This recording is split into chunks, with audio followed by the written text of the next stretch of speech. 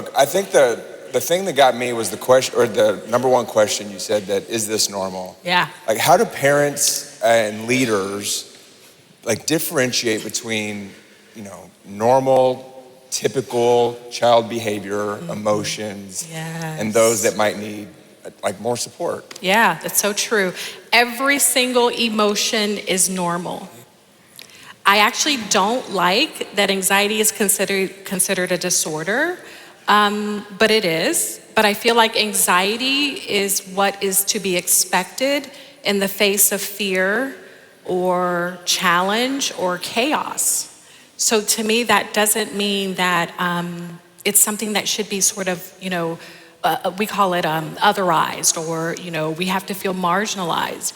So to answer that question, Malachi, I would say that every emotion is normal. We join our families, we join kids, we offer dignity when we tell people that we've experienced that same emotion. But then when it starts to get in the way of what God is calling you to do, when it starts to get in the way of what matters the most, that's when we want to intervene. So clinically speaking, I'll tell you, with depressive symptoms, maybe not depression, but depressive symptoms, we're looking at symptoms that occur almost every single day for a 2-week period of time and get in the way of the child functioning at school, at home, on the ball field, with friends. With anxiety, a lot of people don't realize this. As a mental health therapist, I am not diagnosing anxiety unless I see it every single day for at least 3 months.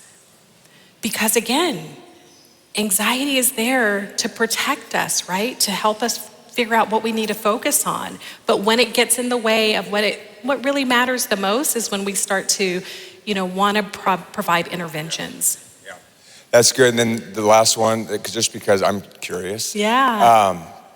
We heard last night Chris's story about his son. Yeah. And the new kind of special needs curriculum. How does this, for leaders and parents of kids with like neurodivergent sensory sensitivity, how does this apply to them? Yeah, I really appreciate that resource is going to be out there. Don't you? Yeah, thank you for that. So as a mama of a child who is neurospicy,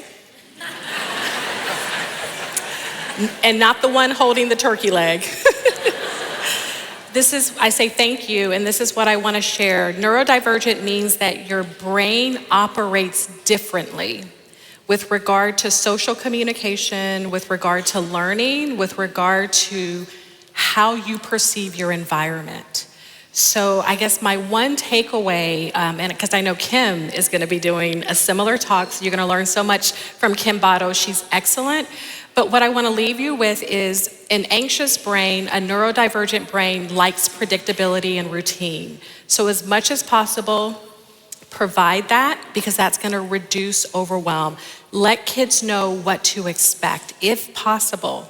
And then the other piece is provide sensory breaks. So movement is a sensory break. Jumping jacks, there's something that I can't do right now in these heels, but they're called heel lifts. Can you see? I'll show you during my workshop. And pressing up against a wall and having your child put their hands under running water is a sensory seeking experience for a lot of kids who are neurodivergent that helps to bring calm and also helps them to focus. I mean, so good, right? Look, I've got a lot more questions. We don't have a whole lot more time, but luckily you've got a new book out. Yeah. You're gonna be around. Yes. And so first off, I just wanna thank you so much for doing this. Thank you for the work that you're doing. Thank you. And can we all give her a round of applause, please? Thank you. Thank you.